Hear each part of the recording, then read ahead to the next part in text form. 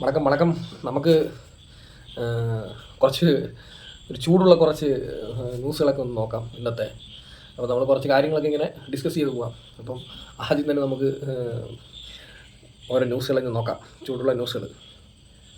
കേരളത്തിലൊരു 90% ആൾക്കാർക്കും visually uncomfortable ആയിട്ടുള്ള നിറത്തിലാണ് ഞാൻ ജനിച്ചു വളർന്നത്.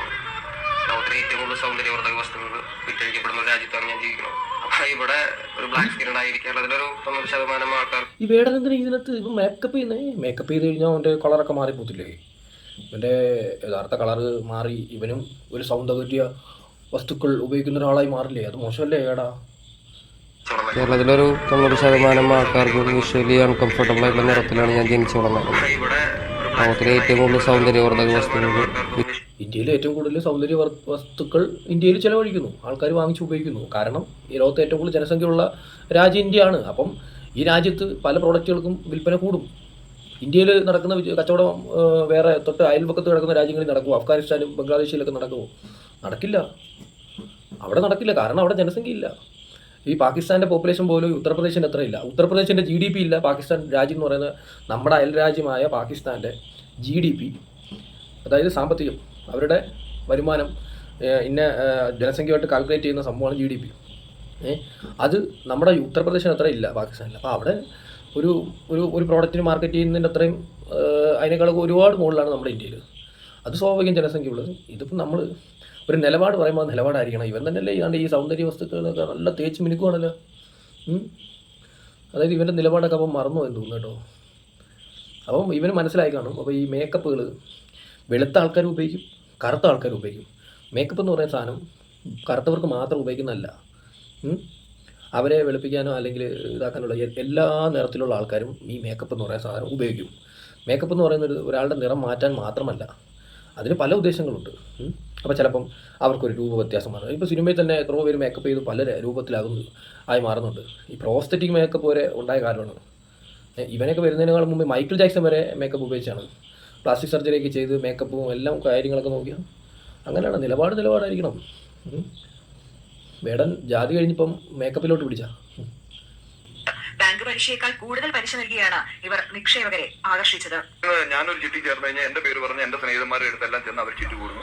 എല്ലാ അസോസിയേഷനുകൾക്കും 2 ലക്ഷം രൂപ 5 ലക്ഷം രൂപ സംഭാവന ചെയ്തിട്ട് അവരോട് ഒരു 1.5 കോടി അവരുടെ ഒരു ടാർഗറ്റ് കൊടുക്കും. ആ 1.5 കോടി ടാർഗറ്റിൽ അസോസിയേഷൻസ് അവരുടെ മെമ്പർമാരെ സംഭവം ഏതോ ചിട്ടിയിൽ ആൾക്കാർ കൊണ്ടുപോയി നിക്ഷേപിച്ചു. അതിനുശേഷം ആ നിക്ഷേപിച്ചവർ തട്ടിപ്പ് നടന്നിരിക്കുകയാണ് സംഭവം. ഇത്രയും തട്ടിപ്പുകളും കാര്യങ്ങളൊക്കെ നടക്കുന്ന കാലഘട്ടത്തിലാണ്, എത്ര വർഷം മുമ്പ് തന്നെ സ്വകാര്യ മേഖലയിൽ അല്ലെങ്കിൽ ഇതുപോലുള്ള ചെറിയ ചെറിയ ചിട്ടി കമ്പനികളും ഇവിടെയൊക്കെ കൊണ്ടുവന്ന ആൾക്കാർ നിക്ഷേപിച്ച് അതിൽ നിന്ന് പണം മൊത്തം പോയ ചരിത്രം ഒരുപാടുണ്ടായിട്ട് ആൾക്കാർ എന്തിനാണ് ഇതുപോലുള്ള കാര്യങ്ങൾക്ക് കൊണ്ട് വീണ്ടും പൈസ കൊണ്ട് നെഫ്റ്റ് ഇടുന്നത്? നമ്മൾ പ്രോപ്പറായിട്ടുള്ള ഗവൺമെൻറ് പരിരക്ഷയിലുള്ള പക്കായിട്ടുള്ള പൊതുമേഖല ബാങ്കുകളും കാര്യങ്ങളും നമ്മുടെ നാട്ടിൽ ഇത്രയും വളർന്നിട്ടും ആൾക്കാർ ഇതുപോലുള്ള കുഞ്ഞ് ഫിനാൻസ് കമ്പനികളെ കൊണ്ട് പൈസ ഇടുന്നത് വളരെ മണ്ടത്തരമായിട്ടാണ് എനിക്ക് തോന്നുന്നത്. അത് പൊതുവേ എന്ന് പറഞ്ഞു കഴിഞ്ഞാൽ നമ്മുടെ ഈ ജനങ്ങളുടെ കയ്യിൽ കുഴപ്പമാണ്. അല്ലാതെ വേറെ ആരെയും നമ്മൾ ഇത് കുറ്റം പറഞ്ഞിട്ട് കാര്യമില്ല. ഈ ഇന്ത്യയിൽ തന്നെ ഏറ്റവും വലിയ പൊതുമേഖല ബാങ്കാണ് SBI. SBIയിലൊക്കെ ധൈര്യമായിട്ട് കൊണ്ടിടാം, കാരണം ഗവൺമെൻറ് പരിരക്ഷ തരുന്ന ബാങ്കാണ്. അവിടെയൊക്കെ കൊണ്ട് പൈസ ഇടുന്ന സമയത്ത് ഒരു 2% 1% ഒക്കെ പലിശ കൂടുതൽ കിട്ടും എന്നുള്ളൊരു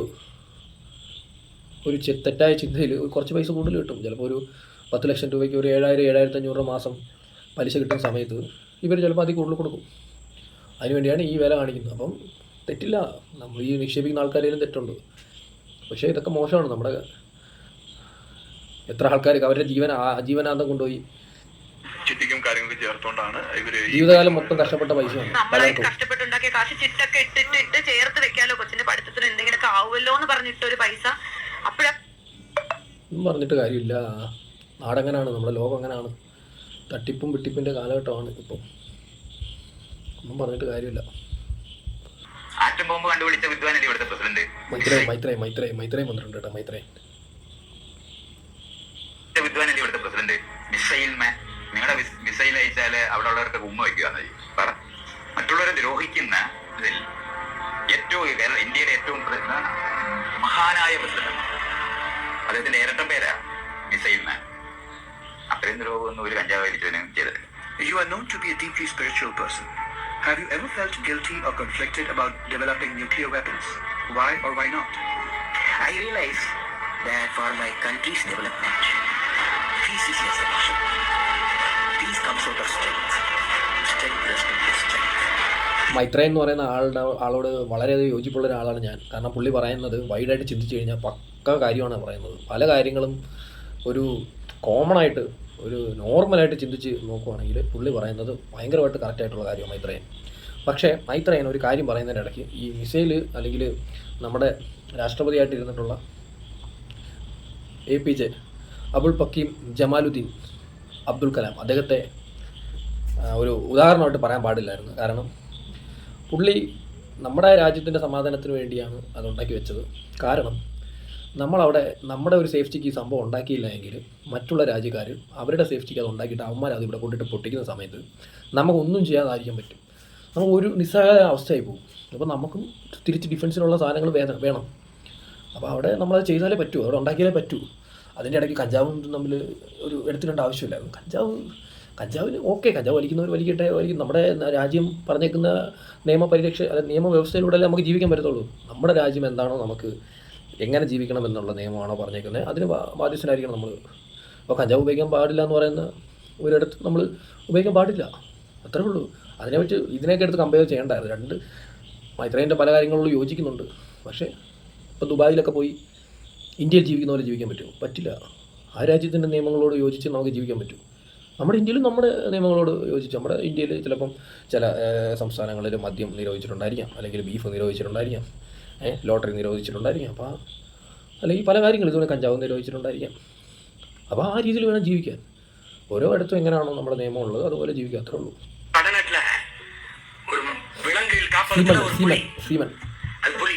அந்த புலிக்கு அங்க இருக்கிற அந்த பழக்கமா உணவு வைக்கிற அந்த ஏதோ பேசி பாக்குறான். ஹிந்தியில இங்கிலீஷ்ல சொல்லி பாக்குறான், இங்கிலீஷ்ல சொல்றான், அது கேட்க மாட்டேது. ஹிந்தியில சொல்றான், கேட்க மாட்டேது.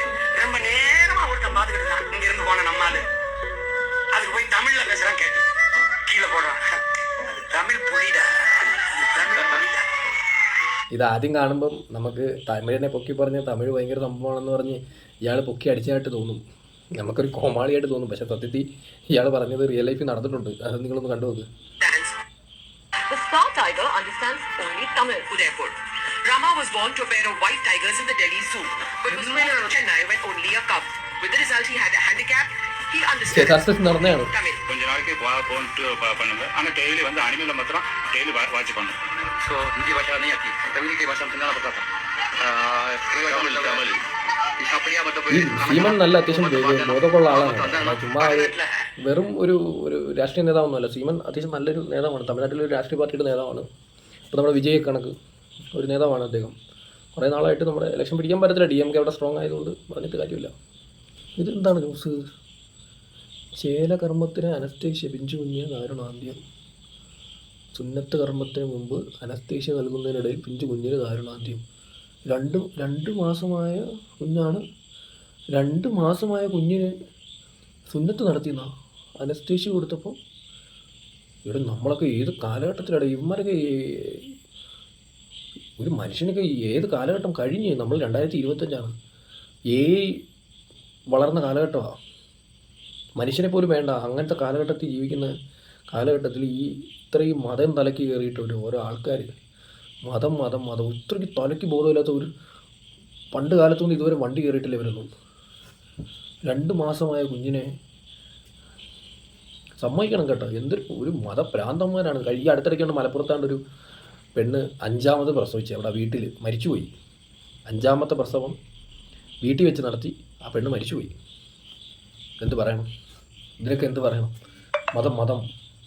കാരണം ആശുപത്രി പോയി കഴിഞ്ഞാൽ സ്ത്രീയെ കാണത്തില്ലേ ബാക്കിയുള്ളവർ. എന്നാലും 2 വയസ്സൊക്കെ ഉള്ള അല്ലെങ്കിൽ 2 മാസമൊക്കെ ഉള്ളൊരു കൊച്ചിന് അനസ്തേഷ്യ കൊടുത്ത് അതിന് താങ്ങാൻ പറ്റാതെ കൊന്നു. സത്യം പറഞ്ഞാൽ ഇതൊക്കെ നരഹത്യയാണ്. ഇത് സത്യത്തിൽ അറിഞ്ഞുകൊണ്ടുള്ള നരഹത്യയാണ്. ഇതൊക്കെ കൊലക്കുറ്റമാണ്. സത്യം പറഞ്ഞാൽ കൊലപാതകമാണ്. ഇതിനൊക്കെ എന്താ പറയണ്ടത്? കൊലപാതകമാണ്. മതം കയറി മതം തലയ്ക്ക് പിടിച്ച് മതത്തിൻ്റെ പേരിൽ കൊലപാതകം നടത്തിയെന്നാണ് ഇതിൻ്റെയൊക്കെ അർത്ഥം, യഥാർത്ഥ അർത്ഥം. നമ്മുടെ ലോകം എവിടെ എത്തിയ ആൾക്കാർ ഇപ്പോഴും ഏത് മൈൻഡിലാണ് ജീവിക്കുന്നതെന്ന് ആലോചിക്കുക. കഷ്ടം തന്നെ മനുഷ്യൻ്റെ കാര്യം. ഞാൻ ഞെട്ടിയത് ഇവരുടെ പ്രവചനം അമേരിക്കയിലെ പ്രളയവും ഒന്നും അറിഞ്ഞപ്പോഴല്ല, അത് ഇവർക്ക് 70 വയസ്സുണ്ട് എന്നറിഞ്ഞപ്പോഴാണ്. സ്വാഭാവികം. കാരണം ജപ്പാൻകാരിയല്ലേ. ജപ്പാനിലാണ് ലോകത്ത് ഏറ്റവും കൂടുതൽ ആയുസ് വരെ ജീവിച്ചിരിക്കുന്ന മനുഷ്യർ നിലവിലുള്ളത്. അങ്ങനെ ഞാൻ കേട്ടിട്ടുണ്ട്. കാരണം അവിടുത്തെ ആഹാര രീതികളൊക്കെ കൂടുതൽ അവർ മസാലാസ് ഒന്നും ഉപയോഗിക്കാതെ ഹാഫ് ബോയിൽഡായിട്ട് ഹാഫ് വേവിലൊക്കെയാണ് ഇവർ കഴിക്കുന്നത്. അപ്പം 140, 130, 120 റേഞ്ച് വരെയൊക്കെ ഇവരുടെ ആയുസ് പോകാറുണ്ട്. നമ്മുടെയൊക്കെ 50 വയസ്സ് 55 വയസ്സ് വരെ കൂട്ടിയാൽ മതി. മാക്സിമം പോയി ഒരു 60 വയസ്സ് കൂട്ടിയാൽ മതി. ഏകദേശം നമ്മുടെയൊക്കെ ജീവിതത്തിൽ പകുതി കാലഘട്ടം ജീവിച്ച് തീർന്നു. ഇവരേക്ക് അങ്ങനെയല്ല. ഇവർക്ക് ഒരു 60-70 വയസ്സ് ഇവരുടെ പ്രായം എന്നൊക്കെ പറഞ്ഞാൽ ഏകദേശം പകുതി ജീവിതത്തിൻ്റെ പകുതി ആയതുള്ളൂ. 70 വയസ്സെന്ന് പറഞ്ഞാൽ ഇനി വേണം അവരൊരു 10-120 വയസ്സ് വരെ ജീവിക്കും. അതാണ് ജപ്പാൻകാരുടെ ഏറ്റവും വലിയ പ്രത്യേകത. അതുകൊണ്ട് ഇത് വലിയ സംഭവമായിട്ടൊന്നും വിചാരിക്കേണ്ട. ഗ്ലാസ് ധരിച്ച് പത്മനാഭസ്വാമി ക്ഷേത്രത്തിലെത്തിയ ഭക്തൻ കസ്റ്റഡിയിൽ. പത്മനാഭസ്വാമി ക്ഷേത്രത്തിൽ മെറ്റാ ഗ്ലാസ് കൊണ്ടൊക്കെ കയറി അതിൻ്റെ അകത്തുള്ള റൂട്ടും അതിൻ്റെ അകത്ത് എന്തൊക്കെ ഇന്ന ഏരിയയിൽ എന്തൊക്കെ ഉണ്ടെന്നുള്ളത് കണ്ടുപിടിക്കാൻ എത്തിയതായിരിക്കും ഭക്തൻ. കാരണം മെറ്റാ ക്ലാസ് എന്ന് പറഞ്ഞു കഴിഞ്ഞാൽ അതിനകത്ത് ഫോൺ വരെ വിളിക്കാം, ക്യാമറ ഉണ്ട്, പിന്നെ വോയിസ് റെക്കോർഡർ എല്ലാം ഉണ്ട് ഇതിനകത്ത് മെറ്റാ ക്ലാസ്സിനകത്ത്. അപ്പോൾ അതിനകത്ത് കയറ്റി നമ്മൾ പത്മനാഭസ്വാമി ക്ഷേത്രത്തിനകത്ത് പോയി കഴിഞ്ഞാൽ നമുക്ക് മുണ്ട് മാത്രമേ കൊടുക്കാൻ പറ്റൂ. അത്രയ്ക്കും സെൻസിറ്റീവായിട്ടുള്ളൊരു അമ്പലമാണ്. അത്രയ്ക്കും കോടിക്കണക്കിന് ആസ്തി വിലമതിക്കാൻ പറ്റാത്ത സ്വർണവും വൈഡൂര്യങ്ങളും കണക്ക് പറയുന്ന 1.5 ലക്ഷം കോടി എന്നൊക്കെ പറയുന്നത് അതൊന്നും അല്ല. അതിൽ കൂടുതൽ ആസ്തിയുള്ളൊരു അമ്പലമാണ്. ആ അമ്പലത്തിനകത്ത് ഇങ്ങനെ കയറ്റാൻ പറ്റാത്തൊരു സംഭവമായിട്ട് പോയി അവിടുത്തെ അകത്തുള്ള ചിത്രങ്ങളൊക്കെ എടുത്ത് പുറത്ത് പ്രചരിപ്പിച്ച് വെറുതെ എന്തിനാണ് ഈ സീൻ ഉണ്ടാക്കുന്നത്? ആവശ്യമില്ലാത്ത പരിപാടികളൊക്കെ ചെയ്യാൻ പോയതാണ്. ഇതവന് കേസ് വരും. കാരണം അത് നിയമത്തിനെതിരാണ്. അത്രയും സെൻസിറ്റീവായിട്ട് അവിടുത്തെ അതിനകത്തുള്ള പോലീസുകാർ ഒരു മുണ്ടെടുത്തോണ്ടാണ് നിൽക്കുന്നത്. അതിന് യൂണിഫോമൊന്നും ഇല്ലാതെ നിൽക്കുന്നത്. അപ്പോൾ അതിന് ചെയ്യാൻ പാടില്ല. മോശം. ഇന്നത്തെ ഒരു രസകരമായ ഒരു ന്യൂസ് ഉണ്ട് കേട്ടോ. അതായത് ഇത് കണ്ടുപോകുന്നത്, അതായത് ഇദ്ദേഹം വിസിറ്റിംഗ് കാർഡ് അടിച്ചേക്കുവാണ് പണിക്ക് വേണ്ടി. അതെന്തോ ഉള്ള കാര്യമില്ല. അതായത് ഇപ്പം വലിയ ഓഫീസർമാർ അധികാരികൾക്ക് മാത്രമേ വിസിറ്റിംഗ് കാർഡ് അടിക്കാൻ പാടുള്ളൂ. വലിയ IT കമ്പനി ജോലിക്കാർ, വലിയ വക്കീലന്മാർ, അതുപോലെ പല ജോലിയിലിരിക്കുന്ന വലിയ വൈറ്റ് കോളർ ജോബിലിരിക്കുന്ന ആൾക്കാർക്ക് മാത്രമല്ല വിസിറ്റിംഗ് കാർഡ് അടിക്കാൻ പറ്റുന്നതെന്ന് അദ്ദേഹം തെളിയിച്ചിട്ടുണ്ട്. എന്ത് പണി വേണമെങ്കിലും ചെയ്യും. ഇതൊരു വെറൈറ്റി ന്യൂസാണ് കേട്ടോ. ഇന്ന് കണ്ടതിലൊരു ഏറ്റവും വെറൈറ്റി ന്യൂസ്. ഭയങ്കര പുള്ളിക്കിപ്പോൾ നിറയെ പണിയാന്ന് പറയുന്നത്. ഇഷ്ടം പോലെ ജോലിയാണെന്ന്. അപ്പം നമ്മുടെ കാണിപ്പയ്യൂരും റിയോ റോഡ് സൂയി ഇവരും കൂടെ എത്തിയിട്ടുണ്ട്. ആദ്യമൊക്കെ വിഷമം കാണും, പിന്നെ അത് ശീലമായിക്കോളും. കാരണം ഇയാൾ പറയുന്നത് മൊത്തവും ഒരു കുന്തവും ഇപ്പോൾ സംഭവിക്കുന്നില്ല. അപ്പോൾ അവർ പറയുന്നത് നടക്കുന്നില്ല. അതുകൊണ്ട് അവരെ ഒന്നും വെച്ച് ഇങ്ങനെ കമ്പയർ ചെയ്യില്ല. ഇയാളൊരു ഒരു വെറും പൊട്ടൻ കൂടിയാണ് ഇയാളൊക്കെ പറയുന്ന ഒരു മൈലും നടന്നിട്ടില്ല. അവരാണെങ്കിൽ കൊറോണയിലും പറഞ്ഞെന്ന് പറയാം സുനാമിയൊക്കെ. എന്നിട്ടും അമേരിക്കയിൽ പ്രളയം വന്ന് 50 പേർക്ക് മേലെ ചത്തുപോയി. അവർ പ്രവചിച്ച് അന്ന് തന്നെ അറിയാമല്ലോ, എല്ലാവരും കണ്ടതാണ്. ഈ കാണിപ്പയ്യൂരുമായിട്ടൊന്നും കമ്പയർ ചെയ്യാതിരിക്കുന്നതാണ് നല്ലത്. ഇന്നലെ നടന്നൊരു ഭയങ്കര ഒരു സംഭവമാണ്. അതായത് കൃഷ്ണകുമാർ എന്ന് പറയുന്ന പുള്ളിയുടെ 4 പെൺമക്കളിൽ ഒരാൾ കല്യാണം കഴിച്ചായിരുന്നു. അശ്വിൻ ഗണേഷ് കുമാർ എന്ന് പറയുന്നത്. ഗണേഷ് കുമാറല്ല. അപ്പോൾ അവർക്കൊരു കുഞ്ഞുണ്ടായിട്ടുണ്ട്. അവരുടെ ആശുപത്രിയിൽ പ്രസവിക്കുന്ന വീഡിയോ എടുത്ത് ഇവർ വ്ളോഗാക്കിയിട്ടുണ്ട്. അത് കണ്ടായിരുന്നു മനസ്സിലാവും. അവരുടെ ചാനലിൽ നോക്കിയാൽ മനസ്സിലാവും. ഏകദേശം 44-45 ലക്ഷം വ്യൂസ് കഴിഞ്ഞിപ്പോൾ തന്നെ. ഒന്ന് ആലോചിക്കണം, എത്രയൊക്കെ എതിർപ്പുണ്ടായ ഒരു കുടുംബമാണ്. അദ്ദേഹം BJP ആയതുകൊണ്ട് സംഗീതമൊക്കെ വിളിച്ച് കളിയാക്കിയാൽ വരുന്നത്. അവരെ സപ്പോർട്ട് കണ്ട അവരുടെ പ്രസവ വീഡിയോ ഇട്ടപ്പോൾ 44 ലക്ഷം പേരാണ് ഇത്രയും മണിക്കൂറിനിടെ കണ്ടത്. അത് വലിയൊരു ചരിത്രമല്ലേ. പണ്ട് ശ്വേതാമേനോനൊക്കെ ഇത് ചെയ്തപ്പം ഭയങ്കര വിമർശനം ഏറ്റാണ്. ഇന്നത് ആൾക്കാർ സപ്പോർട്ട് ചെയ്യുക. നമ്മുടെ സമൂഹം മാറി. അതിന് ഏറ്റവും വലിയ ഉദാഹരണമാണ് ഇത്. ഈ സപ്പോർട്ട്, ആ വ്യൂസ് അത്രയും വന്നതിൻ്റെ സപ്പോർട്ട് എന്ന് പറഞ്ഞാൽ ജനങ്ങൾ മാറി, നമ്മുടെ സമൂഹം മാറി ചിന്തിച്ചു തുടങ്ങിയിരിക്കുന്നു. അപ്പോൾ അവരുടെ ഒരു പ്രസവ വാർഡിൽ അവരുടെ ഭർത്താവിൻ്റെ ഒപ്പം ഒരു ഭാര്യയ്ക്ക് കൊടുക്കേണ്ട ഒരു സമാധാനവും എല്ലാം അവരോട് വ്ളോഗാക്കി ഇടുന്നവർ പലർക്കും അതൊരു പ്രചോദനം തന്നെയാണ്. അത് തെറ്റൊന്നുമില്ല. അവരുടെ ഇത് അവരിടുന്നു. അവർ മറ്റുള്ളവർക്ക് പങ്കുവെക്കുന്നത് കാണാൻ ആളുണ്ടല്ലോ. ഇതിലൊക്കെ വിമർശിക്കാൻ കുറേ ആൾക്കാർ വരും കേട്ടോ. പ്രസവം ഒരു വ്ളോഗാക്കി മാറ്റി ദിയാകൃഷ്ണയെ വിമർശിച്ചുകൊണ്ട് ഒരുപാട് കമൻറ്റുകൾ കാണാനിടയായി. കല്യാണം കഴിക്കാത്ത അല്ലെങ്കിൽ ബൈസ്റ്റാൻഡറായി ആ സമയത്ത് ഹോസ്പിറ്റലിൽ നിൽക്കാൻ അവസരം ഉണ്ടാകാത്ത യുവതാക്കൾ ഒരുപാട് കാര്യങ്ങൾ മനസ്സിലാക്കാൻ പറ്റുന്ന ഒരു നല്ല വ്ളോഗായിട്ടാണ് ഇത് തോന്നുന്നത്. അച്ഛൻ, അമ്മ, സഹോദരൻ, ഭർത്താവ് ഒക്കെ എങ്ങനെ അവരുമായി ഇടപെടണം എന്നൊക്കെയുള്ള കെയർ ചെയ്യണം എന്നൊക്കെ കണ്ട് മനസ്സിലാക്കാൻ പറ്റിയ ഒരു സംഭവമാണ്. ഹസ്ബൻഡ് ഫുഡ് വാരി കൊടുക്കുന്നതും ടെൻഷൻ മാറ്റാൻ പാട്ട് പാടി കൊടുക്കുന്നതും ഒബ്വിയസ്ലി അറ്റ് ലാസ്റ്റ് ബേബി വന്നപ്പോഴും ഒക്കെ ശരിക്കും ഒരു നല്ലൊരു കാര്യം തന്നെയാണ്. അതൊരു സമൂഹത്തിനൊരു നമ്മുടെ സമൂഹത്തിന് നല്ലൊരു ഒരു കറക്റ്റായിട്ടുള്ളൊരു മെസ്സേജാണ് ആ വ്ളോഗിനോട് അവർ കൊടുക്കുന്നത്. അതിൽ തെറ്റൊന്നുള്ളതായിട്ട് എനിക്ക് തോന്നുന്നില്ല സീരിയസ് ആയിട്ട്. അപ്പം ഇന്നത്തോടെ നമ്മുടെ വീഡിയോ ഡിസ്കഷൻ അവസാനിക്കുന്നു. ഇനി നമ്മൾ നാളെ കുറച്ച് വീഡിയോ ആയിട്ട് വരാം. അപ്പം ഗുഡ് ബൈ.